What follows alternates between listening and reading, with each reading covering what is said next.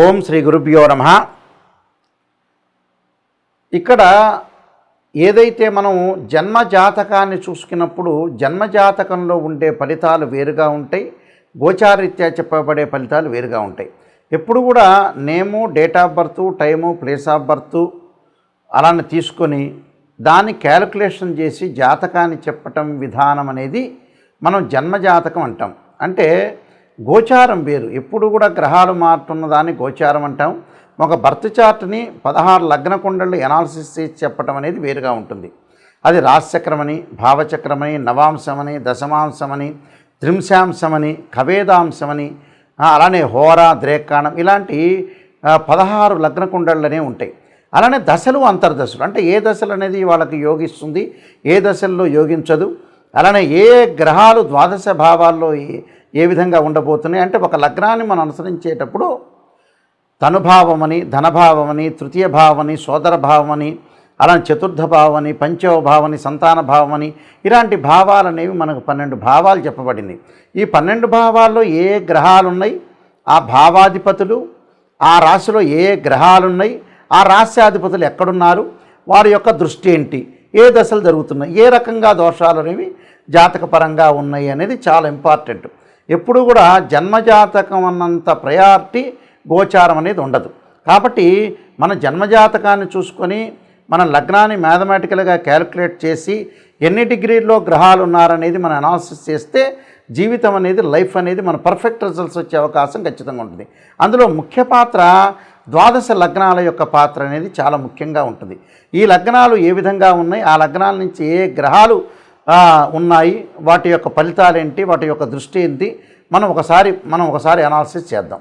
ఇక్కడ మనకి దశలు కలిసి రాకపోయినా అంతర్దశలు వస్తూ ఉంటాయి. అంతర్దశల్లో ఏదైతే మనకి కొన్ని దశలు అనుకుంటాం, ప్రతి లగ్నానికి కొన్ని దశలు శుభత్వాన్ని ఇస్తుందని అనుకుంటాం. ఆ దశలు జీవితంలో కొంతమందికి రావు, 1-2 దశలే వస్తుంటాయి. కొంతమందికి ఒక దశే వస్తుంది, కొంతమంది 2 దశలు వస్తాయి, కొంతమంది 3 దశలు వస్తాయి. 3 దశలతో వచ్చేవాళ్ళు చాలా తక్కువ మంది ఉంటారు. కాబట్టి ఆ దశలు రాకపోయినా అంతర్దశలు వస్తుంటాయి. అంటే ఆ గ్రహాలకు సంబంధించిన అంతర్దశలు వచ్చినప్పుడు కూడా మనకు సుఫలితాలు జరిగే అవకాశాలు ఖచ్చితంగా ఉంటాయి. అదొకటి.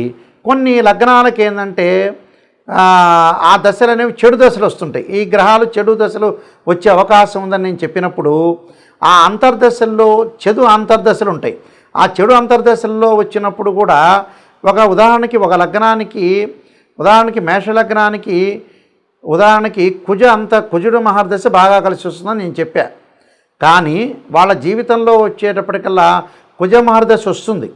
వచ్చిన తర్వాత కుజుడిలో చెడు అంతర్దశ వస్తుంది. అప్పుడు ఫలితం అనేది మధ్య రకంగా ఉంటుందని మనం బేరీజ్ వేసుకోవాలి. అందువల్ల అక్కడ కుజుడే అంతర్దశ వస్తుంది, చెడు దశ వస్తుంది. ఉదాహరణకి చెడు దశ ఒకటి వచ్చింది అనుకుంటా, కుజుడు అంతర్దశలో అది కూడా మధ్య రకంగా ఉంటుంది. అంటే మనకి శుభత్వాన్నిచ్చే మహర్దశ వచ్చినా, శుభత్వాన్నిచ్చే అంతర్దశ వచ్చినా మనకి మంచి ఫలితాన్ని వస్తాయి. అలానే ఇక్కడ ఏదైతే ఆ మహర్దశ అనేది మనకు కలిసి రాదో, ఆ మహర్దశ కలిసి రాకపోయినా అంతర్దశ కలిసి వచ్చే అవకాశం అనేది ఉంటే మధ్య రకమైన ఫలితాన్ని ఇస్తారని మనం గుర్తుపెట్టుకోవాలి. ఇలాంటివన్నీ కూడా మన జ్యోతిష్ శాస్త్ర ప్రకారంగా చెప్పబడింది. కాబట్టి లగ్నం అనేది చాలా ఇంపార్టెంట్గా మనం ప్రాతిపదిక తీసుకోవాలి. ద్వాదశ లగ్నాలలో 9వ లగ్నం ఏమిటి అని అంటే ధనుర్లగ్నం.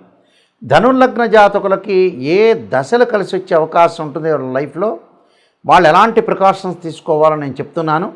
ధనుర్లగ్నంలో జన్మించిన వ్యక్తులు, లగ్నం అనేది చాలా ఇంపార్టెంట్. ఇక్కడ ధనుర్లగ్నంలో జన్మించిన వాళ్ళకి గురు మహర్దశ, అలానే ముఖ్యంగా కుజ మహర్దశ, రవి మహర్దశలు బాగా కలిసి వచ్చే అవకాశాలు బాగా ఎక్కువ ఉంటాయి. అంటే ఈ మహర్దశలు బాగా యోగించే అవకాశాలు ఎక్కువగా ఉంటాయి. అందువల్ల ఇక్కడ మహర్దశల్లో ముఖ్యంగా మనం ఎలాంటి యోగాలు అనేవి ఏర్పడతాయని మనం చూసుకోవాలి. గురు మహర్దశ అనేది చాలా మంచి మహర్దశ. అంటే ఇక్కడ కుజుడు, గురువు, చంద్రుడు ఈ లగ్నానికి శుభత్వాన్ని ఇచ్చే అవకాశాలు ఎక్కువ ఉంటాయి ధనుర్లగ్నానికి. మిగతావన్నీ కూడా మిశ్రమ ఫలితాలు, చెడు ఫలితాలు ఇచ్చే దశలు అనేవి ఉంటాయి.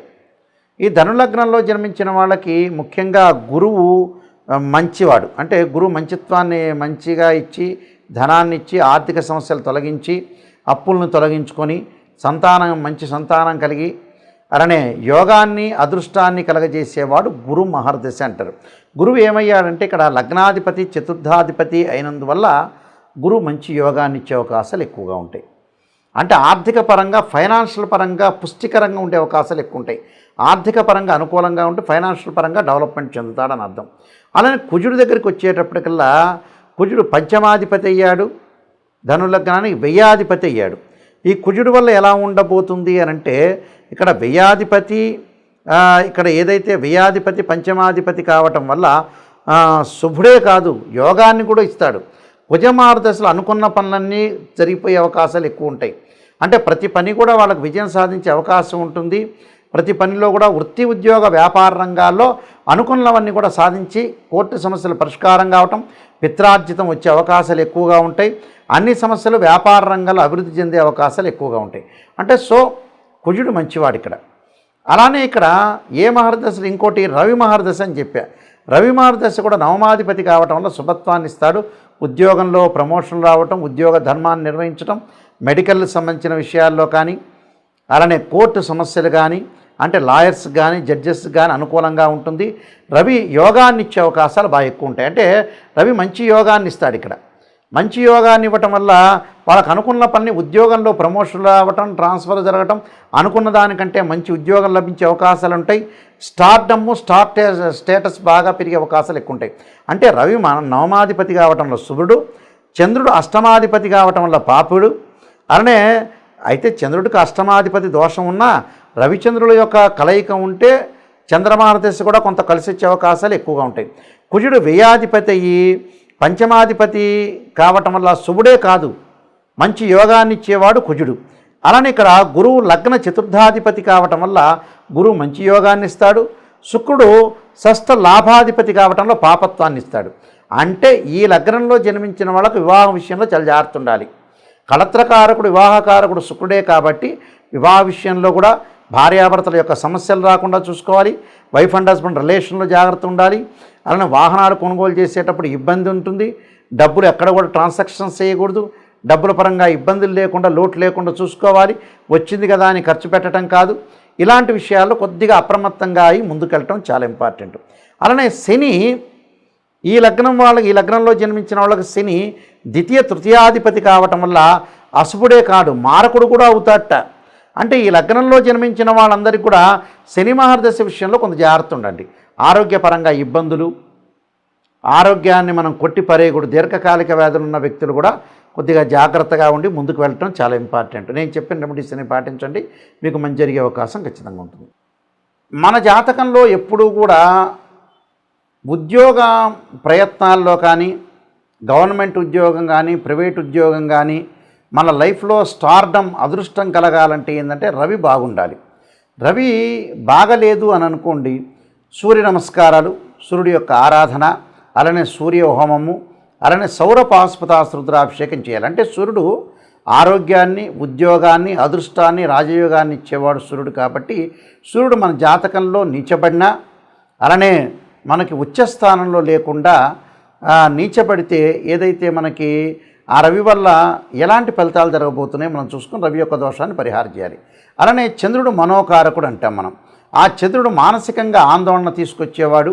అలానే నీటి మీద, అలానే సముద్రాల మీద, నదుల మీద ప్రమాదాన్ని, సైకలాజికల్గా మెంటల్లీ డిజార్డర్ తీసుకొచ్చేవాడు చంద్రుడు.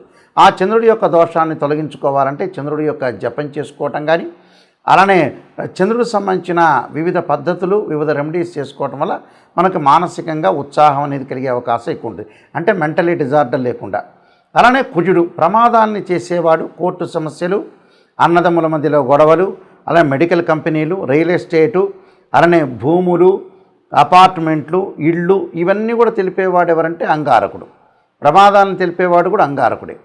దానికి అంగారకుడు నీచ స్థానంలో ఉన్న, అంగారకుడు బాగలేకపోయినా, కుజదోషం ఉన్నా దానికి ఖచ్చితంగా అంగారక పాశుపతాస్త్ర రుద్రాభిషేకం లాంటివి, కుజ జపం లాంటివి, అంగారక హోమాలు లాంటివి చేసుకోవటం మంచిది. అలానే బుధుడు, బుద్ధికారకుడు బుధుడు నీచబడ్డా అలానే మేధస్సునిచ్చేవాడు, అలానే ప్రణాళికాబద్ధంగా వెళ్ళేవాడు. అలానే ప్రణాళికాబద్ధంగా మనం వెళ్ళలేని స్థితిలో ఆలస్యం జరుగుతున్న పనులలో ఫైనాన్షియల్ పరంగా కానీ విద్య పరంగా కానీ అనుకూలంగా లేకపోతే బుధుడి యొక్క దోషాన్ని మనం పరిహారం చేసుకొని ముందుకు వెళ్ళాలి. అలానే గురువు అంటే విద్యాకారకుడు, ధనకారకుడు, యోగాన్ని ఇచ్చేవాడు, అదృష్టాన్ని ఇచ్చేవాడు గురువు. అంటే గురువు అనుకూలంగా లేకపోతే ఖచ్చితంగా బృహస్పతి పాశుపతాస్త్ర రుద్రాభిషేకం. గురువు నీచ స్థానంలో ఉన్న ఎన్ని డిగ్రీల్లో నీచ స్థానంలో ఉన్నాడు అనేది మనం చూసుకోవాలి. ఆ గురువు యొక్క ఫలితాన్ని మనం అనుసరించి గురువు యొక్క దోషాన్ని మనం పరిహారం చేసుకోవాలి. దానికి బృహస్పతి పాశుపతాస్త్ర రుద్రాభిషేకాలు ఉంటాయి, గురు జపాలు కూడా ఉంటాయి. ఖచ్చితంగా రెమెడీ అనేవి ఖచ్చితంగా చేసుకొని ముందుకు వెళ్ళాలి. వివాహకారకుడు అంటే కళత్రకారకుడు, అలానే లగ్జరీని ఇచ్చేవాడు, సుఖాన్ని సౌఖ్యాన్ని భోగాన్ని ఇచ్చేవాడు, వివాహం జరిపించేవాడు శుక్రుడు. శుక్రదోషం ఉంటుంది కొన్ని జాతకాల్లో. అంటే శుక్రదశ కలిసి రాని వాళ్ళు ఉంటారు.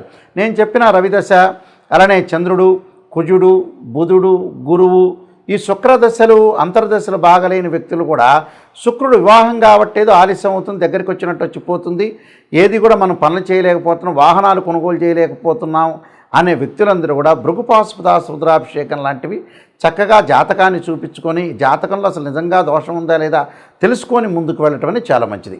శని ఆయుక్కారకుడు అంటే శని మహర్దశ కలిసి వస్తుందా లేదా, ఆ లగ్నానికి శని బాగలేడా, శని నీచ స్థానంలో ఉన్నాడా మనం తెలుసుకోవాలి.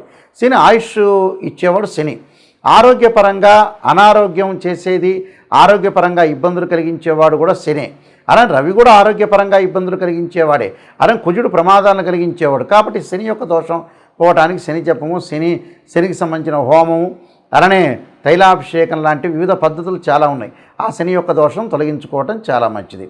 అలానే రాహు అంటే విదేశాలకు వెళ్ళటం, జీవితంలో మాయగా ఉండటం, జీవితంలో ఏది కూడా అనర్థాలకు దారితీసే అవకాశాలు, దగ్గరకు వచ్చినట్టు వచ్చి పనులు లేటుగా జరగడానికి రాహువు సంబంధించినవి కూడా సర్పసూక్త పాశుపతాస్త్ర రుద్రాభిషేకం లాంటివి చేసుకోవాలి. రాహు మార్గదశ కలిసి వస్తుందా లేదా కూడా చూసుకోవాలి. అలానే కేతు జ్ఞానకారకుడు కేతు అంటాడు. ఆ కేతువు మంచి స్థానంలో లేకపోయినా రాహుకేతు నీచ స్థితిలో ఉన్న సర్పదోషాలు కాలసర్పదోషాలు ఉన్నా కూడా ఆ కేతు యొక్క దోషాన్ని పరిహారం చేసుకోవడానికి గణపతి యొక్క ఆరాధన చాలా ముఖ్యమైనది. కాబట్టి ఆ కేతు మహర్దశ కలిసి వస్తుందా లేదా కూడా చూసుకోవాలి. ఇవన్నీ కూడా జన్మజాతకాన్ని బట్టి, ద్వాదశ భావాలను బట్టి, రాశ్యాధిపతులను బట్టి నిజాన్ని తెలుసుకొని మనం ముందుకు వెళితే దాని యొక్క పరిహారాలు ప్రతి పరిహారానికి కూడా ఖచ్చితంగా ఒక జీవితంలో ప్రాబ్లమ్స్ ఉందంటే ఖచ్చితంగా పరిహారం చేసుకుంటే చాలా మంచి జరిగే అవకాశం ఉంటుంది. నెగిటివ్లో ఉంటేనే మనం పాజిటివ్ వస్తే మనకు మంచి జరిగే అవకాశాలు ఖచ్చితంగా ఉంటాయి. వీళ్ళందరికీ కూడా సుఫలితాలు జరగాలని ఆశిస్తూ సర్వే జనా సుఖినో భవంతు.